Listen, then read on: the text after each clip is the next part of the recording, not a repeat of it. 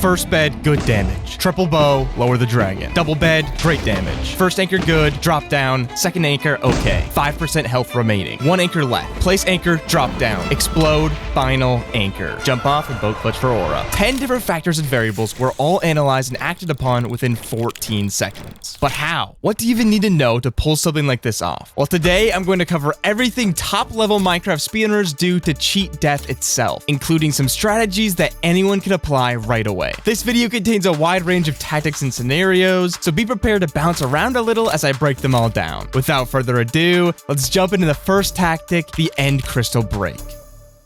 For an everyday basic zero cycle, the amount of beds and anchors you have are enough to kill the dragon. But sometimes, whether it be a couple mistimed beds, an offset setup, or just not enough explosives from the get-go, the dragon can have a sliver of health remaining after the zero. Out of explosives, and with seemingly no way to kill the dragon, you'd think there's nothing you can do. This is where the end crystals can save your run. With the power of a charge creeper, each of the 10 crystals packs enough of a punch to damage the dragon heavily. Additionally, if the dragon is actively regenerating from a crystal when it's destroyed, it takes 10 damage, or 5 hearts. With this in mind, the last-ditch effort to kill the dragon is to break crystals strategically. Since it orbits around a pillar during the zero cycle, that pillar's crystal should be the first one you target. Placing blocks between yourself and the crystal is essential, if you can recall the whole as powerful as a charged creeper thing I mentioned earlier. Runners typically do an L shape like this, or too tall shape like this, to hide behind when you punch the crystal. To deal maximum damage, you'll need to wait for the dragon to pass as close to the crystal as possible. Not only this, but you need to be mindful of your escape plan once you break it, since the dragon is coming in hot and it can still hit you even after it's quote-unquote dead. So you bail from the setup, find a place where the dragon won't hit you as it swoops by, place blocks to protect you, and break the crystal. But the dragon isn't dead. The next stage is called a chase down, and this is where things can get wild. Depending on if you have a bow and arrows or not, you'll need to decide on how to break the crystals from a distance. The plan is still the same. Use the crystals to kill the dragon, but the options to do that are now limited to shooting them or purling into them. Let's say you have a bow and arrow. The dragon will immediately fly away from your tower now that the crystal is broken. It automatically heals from the closest crystal, so the crystal you target next should be the one it's flying towards. You'll need quick thinking and sharp aim, but one by one, you can take out crystals it flies towards and finish off its remaining health. But what if you don't have a bow? Ender pearls are your next option, but they have the major downside of dealing 2.5 hearts on impact. Since you're typically low on health after a zero cycle, you may only have enough left over for one throw maximum, unless you have some stacked food like golden carrots. Explosion damage actually isn't a large concern when it comes to purling, since the action itself annuls most if not all potential damage. Knowing these things, it makes salvaging your zero cycle and completing the chase down not only possible, but doable and survivable in a real run. Tactic 2, the Infallible Boat. 5 planks. That's all it takes to make literally the most overpowered item in all of speedrunning. It allows for fast water travel, eye measuring, trapping mobs, but perhaps most importantly, hitting sick clutches.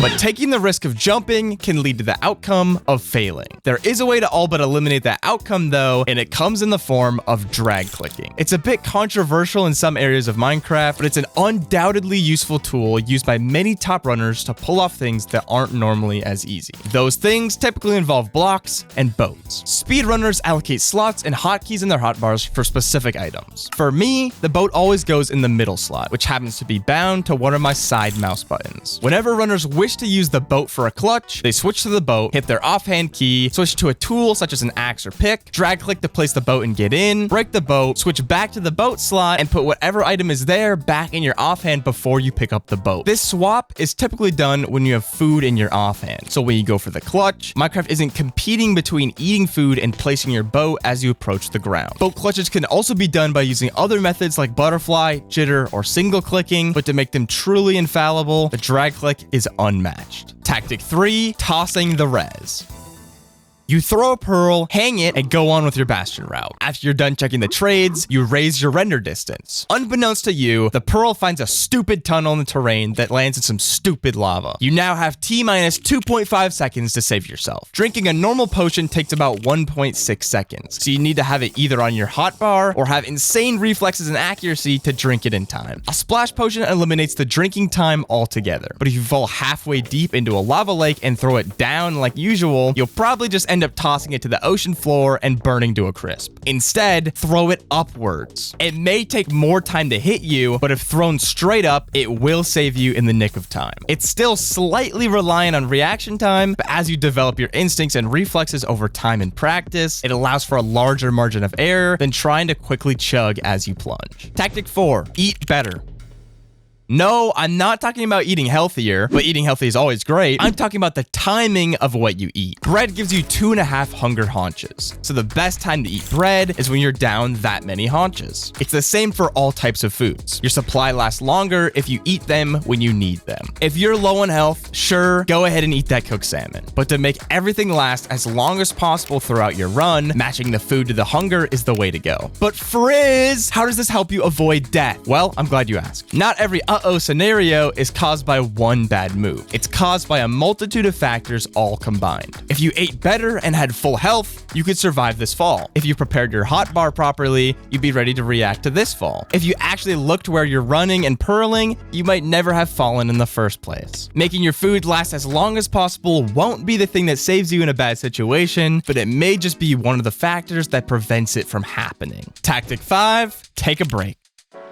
Pausing the game is overpowered, straight up. By stopping time itself, you allow yourself to stop and think about what to do, how to do it, and how you manage to get yourself into this mess. I personally forget I can even do this, but plenty of people use it all the time. To be fair, in a ranked match where you compete against another player, time still does move outside of your Minecraft world, and your opponent gets closer to beating the game while you're frozen. But compared to dying and possibly having to reset your run, I'd say the time trade-off is worth it. Usually, you have to do this after purling or falling unexpectedly, so you need to find something to clutch with, and sometimes there's lava in play, so you need to scramble for fire res or another solution. Unexpected things happen far too often, and this is one of the very best ways to combat those scenarios. Tactic 6, Hidey-Holes.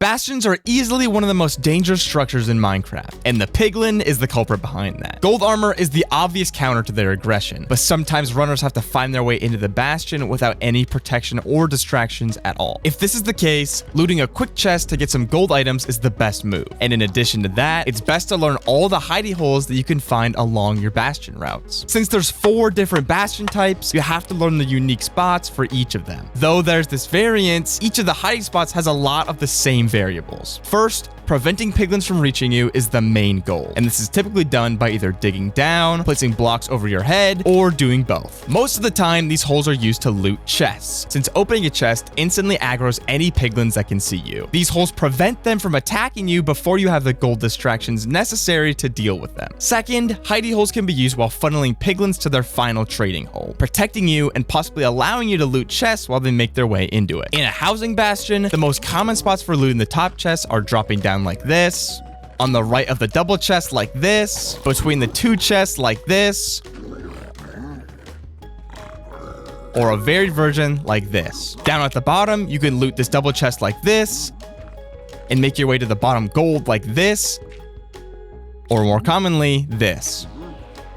In a stables bastion, you can treat the top of a triple chest rampart a lot like a housing, but you typically dig down between the 2 chests after to then loot the gold block. Speaking of the triple rampart, if you wish to make your trading hole here, runners close themselves off like this to let piglins funnel in as they mine the gold. Jumping over to the bottom, you can do a double stack here to avoid piglins as you loot this chest, and moving to the gaps, you can do a beef salad auto funnel to collect pigs as you mine these bottom gold blocks. A treasure bastion route is pretty straightforward with no obvious hiding spots, other than possibly the T-Wags route where you place blocks like this, or when looting this chest from the stairs like this. And for bridge, the only main hidey holes are at the triple ramparts where you can loot them like a housing, or you can do an auto funnel at the end of your route like this to be able to loot chests as the pigs flow in. I know that was a ton of information with niche speedrunning terms, but those are all technically applicable in everyday Minecraft as well, especially in modern versions where piglin brutes pose a major threat. Also, you can technically make a hidey hole whenever and wherever you want, and sometimes going off script from a normal route is what you have to do to survive. If you want to see more videos like this one, you can like and subscribe to show you're interested, and if you want to take a dive into the mind of a speedrunner and how we process things, click this video right here. Thanks for watching.